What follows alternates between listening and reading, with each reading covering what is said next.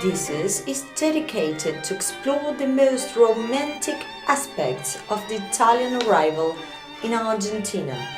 It is well known the arrival of the Spaniards in the land of the River Plate. Nevertheless, it is significant to find the Italian presence since the 16th century. Italians, traditionally sailors, were already part of the Spanish expeditions.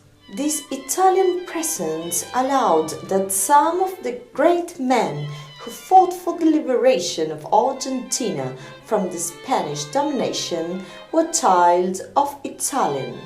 Manuel Belgrano, the creator of the Argentinian flag, and Juan José Castelli, the Speaker of May, both were part of the first independent government of Argentina in 1810. And from that moment, the doors of the country were open. Mass immigration to Argentina was stimulated by the law. Between 1857 and 1930, Argentina received 2,238,126 Italians. Carlo Iacazio, the grandfather of my grandfather, married Marianna Martini, the sister of Martini and Rossi Fandor. The child of both, Alessandro, became the world representative of the company. As his last destination, in 1929, he chose to install the factory of Martini Rossi in Buenos Aires. Once they chose the land for construction, Alessandro and his children started to build the plant, which was in every way a model of establishment. Until that time, in Argentina, there was no large-scale production of liquors. Then my grandfather married my grandmother, and here I am. But let's speak about an Argentinian a little bit more famous than me. Pope Francis is not a regular pope. Pope Francis is a superstar. The first impression you get when you arrive to the general audience is that you're going to see something really huge.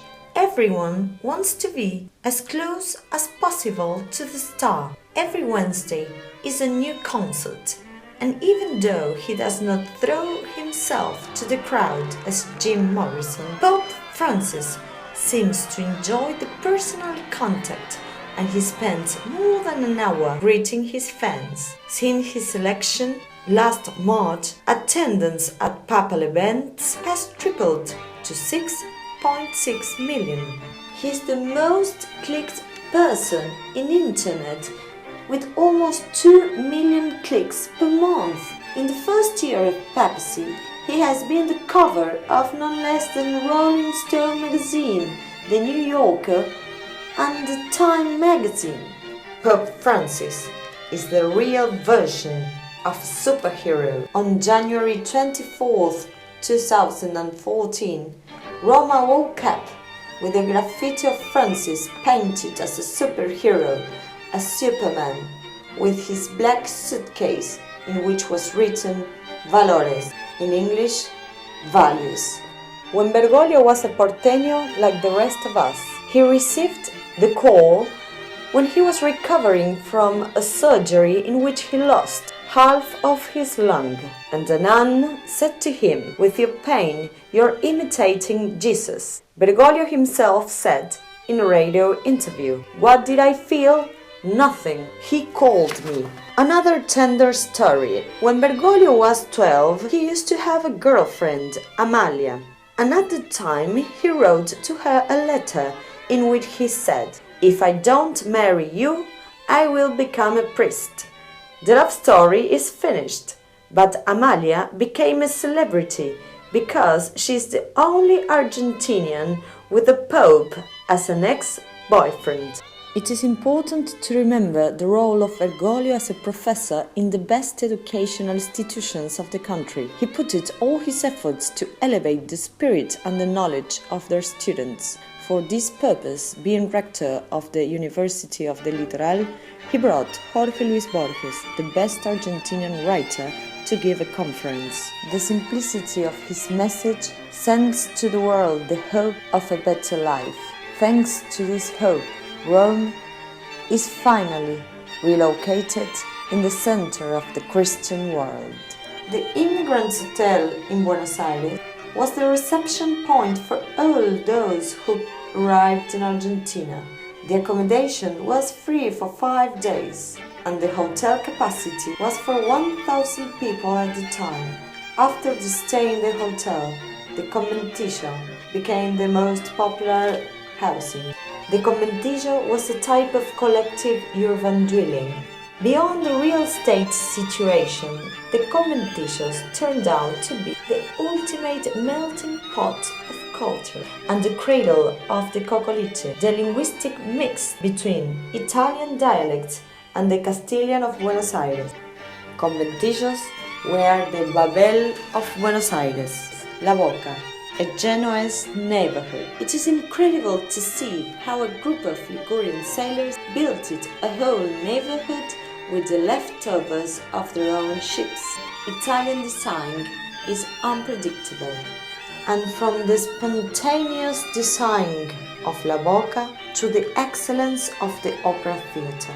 Known to be one of the 5 theaters in the world with the best acoustic, the Teatro Colón has been designed by 2 Italian architects, Franco Tamburini and Vittorio Meano. The Barolo Palace, constructed by Mario Palanti, is a tribute to the Divine Comedy of Dante Alighieri. The total height of the building is 100 meters, as the 100 cantos of the poem.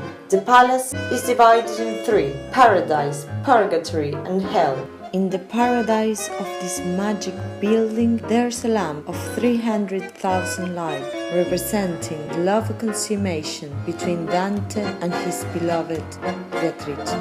Due to the large amount of men arrived in Argentina, in time immigrants reached the 70% of the male population, became an urgent need the establishment of brothels. So the places were always full of men waiting. The owners of the brothels, so to avoid that customers get bored and leave, bargained groups of musicians. They performed polka, habanera, waltzers, etc. Once, 2 of the customers who were waiting got involved with the music and started to dance. The success was immediate, and the musicians kept playing without knowing that tango was born. Tango is the typical music of the porteños because it was born in Buenos Aires. Its themes are immigration, prostitution, longing, and abandonment, but its effect immediate is love and passion. The names of the greatest composers are Italian: Troilo, D'Arienzo, Di Sarli, Pugliese, De Caro, and Piazzolla.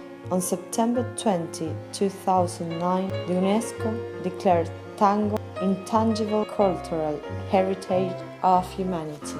The tango must always be interpreted in terms of human emotions. The culture of one country is a process in which we are all invited to collaborate. Our ancestors did the best they could and left many beautiful things. It's important to have in mind that we can continue to create and improve in our country, our home, our life.